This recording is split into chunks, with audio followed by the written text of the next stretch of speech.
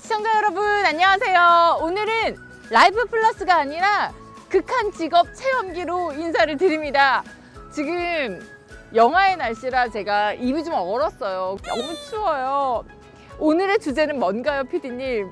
효연 씨 그 혹시 척수라고 들어봤어요? 척수? 사람 이름 아닌가요? 철수, 영수, 척수. 다행이네요. 왜요? 오늘 뭘 하나 더 배울 수 있으니까.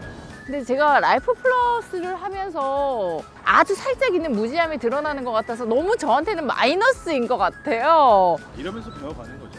PD님은 척수 뭔지 아세요? 자, 일단 시민분 야! 인터뷰를 해볼까요? 아, 모르네, 몰라. 알고 계시는지?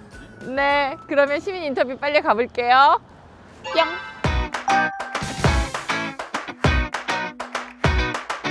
오늘의 작은 소망이 있다면 시민 인터뷰를 많이 실패하지 않고 또 인터뷰를 성공하는 거거든요. 인터뷰를 잘 해주실 것 같은 분으로 제가 한번 접근을 해보도록 하겠습니다. 안녕하세요. 반갑습니다. 네. 날씨가 너무 춥죠? 네. 네, 감기 조심하시고요. 인터뷰 응해주셔서 너무 감사해요. 네. 혹시 척수라고 들어보셨어요? 네. 척수가 뭘까요? 허리 안쪽에 있는 신경 부분이요. 네, 맞아요. 그러면 척수가 중요한 신경일까요? 네, 중요하죠. 몸 안에서 이제 중추신경계 담당해가지고 네. 이제 사지로 뻗어가는 신경을 관리하니까 네. 중요하죠. 혹시 직업이 의사세요? 아니, 간호사예요. 아, 역시. 그러면 보통 척수증 이럴 때 좀 문제가 어떤 증상들이 생기는 거예요? 다리가 아프거나 힘이 빠지거나 그러면서 이게 왜 아프지? 그냥 나이가 먹어서 그런가 하는데 그런 게 아니고 이제 신경이 눌리니까 아플 때가 많아요. 오늘 저희의 주제가 척수증이거든요. 네. 이런 증상들을 이제 노화로 착각하시는 분들이 많다고 하는데 제가 선생님 아니면 간대 선생님 아니면 아무것도 모르고 들어갈 뻔했어요. 정말 은인이다, 은인. 알려주셔서 너무나 감사합니다. 인터뷰 응해주셔서 감사합니다. 네. 네, 척수증. 이게 과연 뭔지, 이 증상이 어떤지, 치료 방법은 어떤지 오늘 원장님 만나보고 또 이야기를 자세히 나눠보도록 하겠습니다. 원장님 안녕하세요. 안녕하세요. 오늘의 주제 제가 이런 적이 없어요. 이거 처음 들어봤네. 이런 적이 없었는데 척수증이라고 하거든요. 척수증이 뭐예요?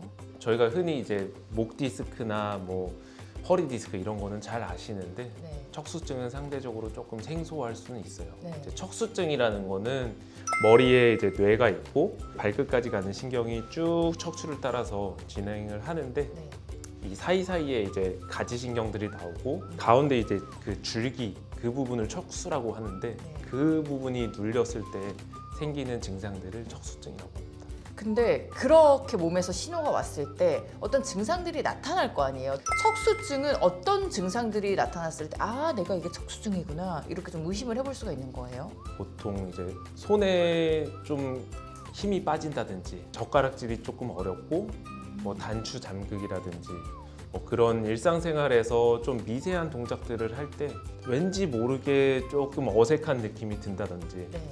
이제 걸을 때 나도 모르게 좀 휘청휘청거리고 기운이 없는 것처럼 다리에 힘이 빠지고 네. 이런 증상들이 척수증의 대표적인 증상입니다. 제가 원장님 얘기를 들어보니까 특히나 중장년층들한테서 더 많이 나오지 않을까 싶은데 네, 맞습니다. 아무래도 나이가 들수록 척추의 퇴행성 변화가 많아지면서 왜 이러지? 내가 나이가 들어서 좀 그런가? 맞아요. 자연스러운 노화 현상인가 이렇게 또 생각이 들 만한 증상들이에요. 아니면은 좀 기운이 없어서 그런가? 뭐 이것도 저것도 아니면은 혹시 머리에 문제가 있나 이러고 이제 뇌 쪽에 문제일 가능성도 생각을 하셔가지고 이것저것 떠돌면서 뭐 여러 치료를 다른 원인에 의해서 좀 찾기 위해서 좀 받게 되는데 사실 그런 거보다는 이제 조기에 이제 좀 척수 쪽의 문제를 인지를 하시고 거기에 맞춰서 진단을 하는 것이 제일 중요할 것 같습니다. 근데 그 척수가 눌리는 게 있잖아요. 한 가지 원인은 아닐 것 같거든요. 다양한 원인이 있을 것 같은데 보통 어떤 원인으로 눌리게 되는 거예요? 네, 저희가 흔히 얘기하는 목 디스크도 이제 척수증의 원인 중에 하나가 될 수 있고 아, 디스크도 네. 또 협착증 자체도 척수가 누릴 수가 있고 인대에 뼈가 생기는 뭐 후종인대 골화증이라든지 황색인대 골화증 이런 것도 드물지만 원인이 될 수가 있습니다. 이 척수증도 꼭 수술을 해야 되나요? 제일 큰 거는 이제 신경이 정밀 검사에서 실제로 변성이 있는지 아니면 죽은 부분이 있는지 이런 거를 조금 확인을 해야 될 것 같고 네. 신경이 최대한 이제 손상이 되기 전에 빨리 수술을 하는 게 결국에는 예후에는 제일 좋아서 그러면 척수증에는 무슨 수술을 하게 되는 거예요? 결국에는 이제 척수가 눌린 부분을 풀어주는 것이 중요한데 네.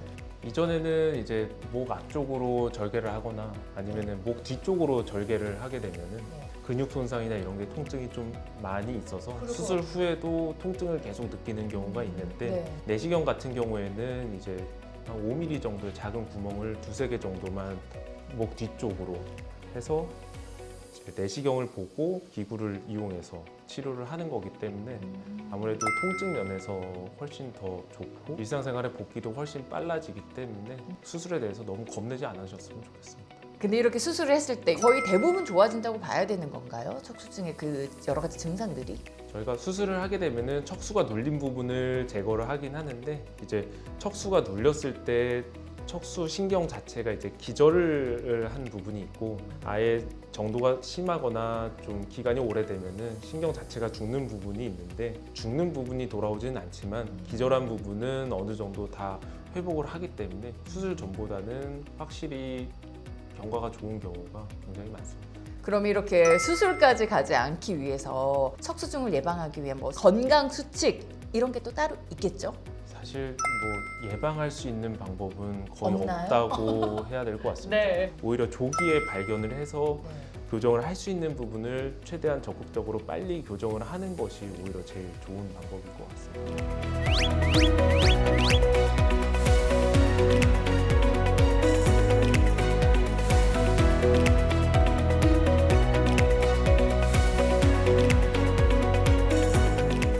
네, 오늘도 이렇게 시청자 여러분들의 건강 라이프에 플러스가 되는 내용들 전해드렸습니다. 라이프 플러스 고맙습니다.